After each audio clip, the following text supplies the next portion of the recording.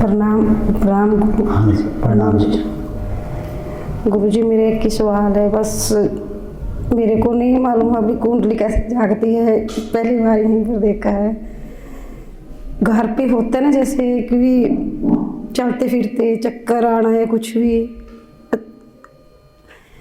जैसे कोई हवा निकलनी ठंडी ठंडी, वैसे तो अच्छा महसूस होता है, ऐसे ही नहीं है। फिर भी कभी खुशबू आना है या फिर बच्चों को बोलना कि भी आपने किसने सेंट लगाया, कुछ भी, फिर मैं डर जाती हूँ। मैं पता नहीं मेरे साथ क्या हो गया।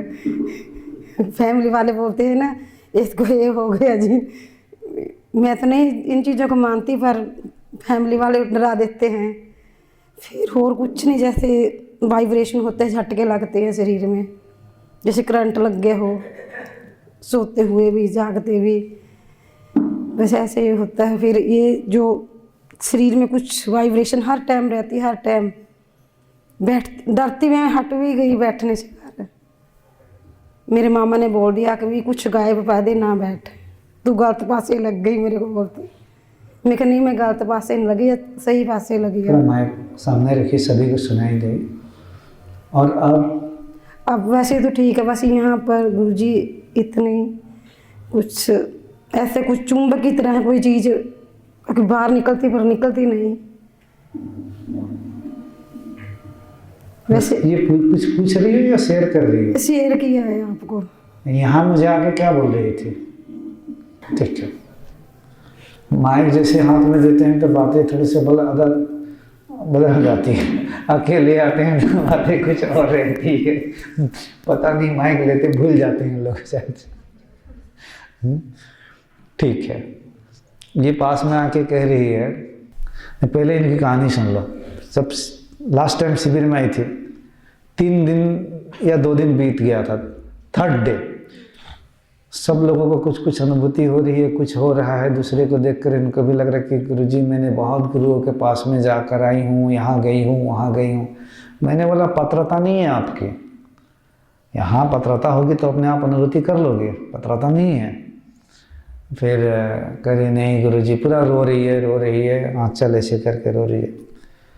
उसके बाद फिर बाद में शायद उसी दिन सुबह की ये घटना है। और शाम को इनके साथ जब शक्ति अवेकनिंग होना शुरू हुई तो हाथ पैर मार मार के धड़ाम धड़ाम गिर रही है, चिल्ला रही है, इस तरीके से चीज़ें हुई। अब इनको देखकर और एक माता जी आई थी कश्मीर से, वो तो पहले ही आकर कह रही गुरुजी मैं तो बस ऐसे ही मिलने आई हूँ, मैं तो शून्य ही हूँ, मुझे कुछ ना चाहिए ना कुछ पाना है, कुछ भी नहीं, मैं शून्य हूँ, बिल्कुल शून्य हूँ। गुरु माँ को अपने बेटी कह रही है हमें बस आप लोग तो पुत्र पुत्री के समान है, मतलब इस तरीके के कह रही है। मैंने बोला तो बहुत अच्छा ही है, शून्य है, आप सब ठीक है तो बैठिए, बहुत सुंदर बात है, अब हम क्या कहेंगे।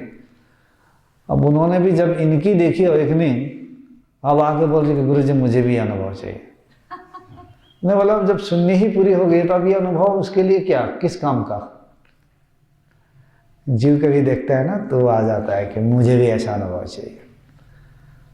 दूसरी शिविर में भी आना चाहती थी लेकिन सीट फुल हो गया तो वह आने के उनको नहीं मिला। और पहले ही आकर बोलने लगते हैं कोई कि मुझे ऐसा अनुभव हो गया, शून्य हो गई, वो हो गया, फिर कहेंगे कि ऐसा होगा, उलझ जाते हैं। तो खैर इनकी ये हुई। अब रो रो के बाद में ये अनुभूति हुई। अब आके मुझे कह रही गुरुजी यहाँ पे कुछ घूम रही है, निकल रहा है, आप ठीक कर दो इसे। जबकि मैं हमेशा पहले भी कहता हूँ कि जब कुंडलिनी शक्ति जागृत होती है तो शरीरों में वाइब्रेशंस होती है, क्रियाएं होती है, शरीर में घूमती है। अगले 6 महीना तक, हो सकता है सालों भर तक, हो सकता है 3 महीना तक। आप कितने हमारे मार्गदर्शन पे चल रहे हैं, खान पान पे कितनी शुद्धता है, कितने प्राणायाम कर रहे हैं, एक्सरसाइज कर रहे हैं, शिविर कर रहे हैं, इससे आपकी बची खुची जो भी ब्लॉकेज है वो खुलती चली जाएगी। तो एनर्जी की जो वाइब्रेशन है वो कम होती चली जाएगी। यहाँ जो घूम रही है, जब तक सहस्रार नहीं खुलेगा घूमते रहेगा। यहाँ से ऐसे कुछ कुछ निकलना भी एनर्जी महसूस होगा और नशे टाइप का भी लगेगा, तो ये तो लगते रहेगा। ये धीरे धीरे धीरे धीरे धीरे खत्म होगा। लेकिन ये होने के बावजूद भी, एनर्जी निकलने के बावजूद भी आपके अंदर में अहंकार की स्थिति अभी बनी ही रहेगी। अहंकार पूरी तरह से डिजॉल्व नहीं हुआ है, ये भी समझ लेना है। कभी घबरा जाओगे, भय लग जाता है, जैसे आप कह रहे थे कि कभी बच्चे बच्चों को देख के भय लग जाता है, तो भय कैसा, फिर भय कहाँ से आ गया? तो अहम जो है वो धीरे धीरे मिटता है। अभी ये 3-4 दिन जो शिविर है, इतना जल्दी फिर घबराओ मत आकर, यहाँ पे मत बोलो कि गुरुजी ठीक कर दीजिए अभी ही। आप 3-4 दिन शिविर कीजिए, फिर से आपको हम यहाँ पे आपने जो भी क्रिया करनी होगी वो करूँगा, और धीरे धीरे धीरे ये नॉर्मल हो जाएगा, धीरे धीरे।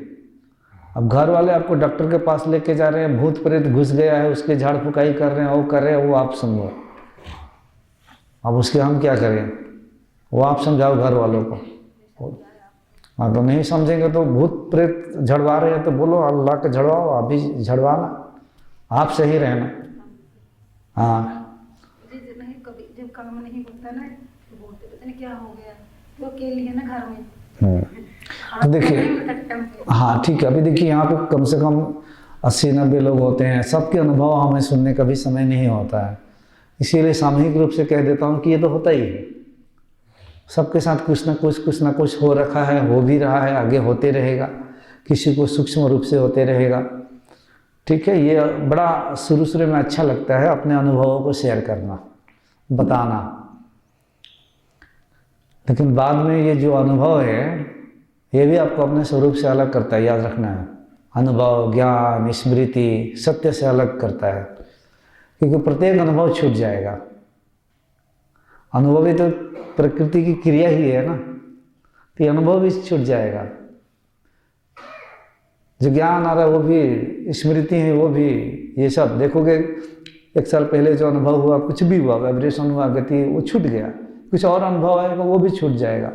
तो अनुभव में अटकना नहीं है, वो क्या है कि हर अनुभवों में स्थिर है, जो ना कभी आता है ना कभी जाता है, वो अनुभव में भी नहीं है। उसको ही अंदर ढूंढना है, उसकी ही जानकारी लेनी है। जैसे ही हम उधर जाएंगे तभी हमारा अहम पूरी तरह से मिटेगा, नहीं तो अहम मिटेगा नहीं। अनुभव तो होते रहेंगे कुछ। तो जो अनुभव आ रहा है जा रहा है, कुछ लोग बोलते हैं अनुभव कुछ नहीं हो रहा है, क्या करोगे अनुभव को? फिर अपने अंदर की स्थिरता को देखो, क्या है वो? आत्मा ही है, ना कभी आता है ना कभी जाता है, जो स्थिर है, उस स्थिर तत्व को देखो। अनुभव तो आएंगे जाएंगे। हाँ, अनुभव से क्या होता है, ये अनुभव आपको साधना में आगे लेके जाता है, अंतःकरण को शुद्ध करता है।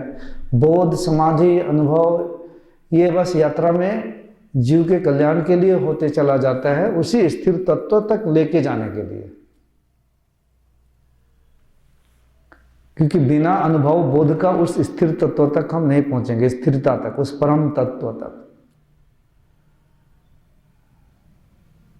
लेकिन समाधि भी छूट जाती है, क्योंकि समाधि लगी, अब जो आपको स्वरूप मिला तो वो तो छूट ही गई। जब पूर्णता आती है अंदर, फिर समाधि भी उसके लिए वैल्यूलेस, कुछ फायदा तो नहीं है उसको। फिर क्या, किसको समाधि, उसको क्या समाधि चाहिए? आत्मा को क्यों समाधि चाहिए? ये लालसा, ये सब गिर जाता है, खत्म हो जाता है।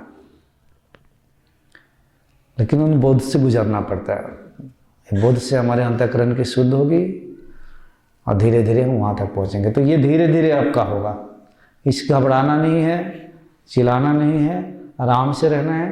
3-4 दिन अभी शिविर है, इन 4 दिन में हो सकता है आप बहुत यहीं पे देखोगे खाली हो जाओगे। समर्पण भाव से रहो, आप डूबते रहो। देखिए, पहले आप लोग बोलेंगे कुछ अनुभव नहीं हो रहा, जब अनुभव हो जाएगा तो बोलोगे ये ऐसे हो रहा है, अब ये अच्छा नहीं लग रहा है, पहले ही ठीक था। कभी कभी लगता भी होगा इनको पहले ही ठीक था, क्योंकि शरीर भारी हो जाता होगा, काम करते वक्त भी थकान महसूस होती होगी, कभी कभी ऐसा भी लगता होगा, शरीर लोड नहीं ले पाता है।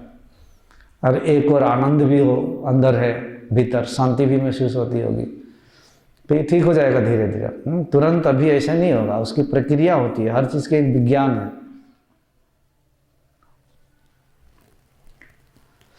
ठीक है, बस क्लियर।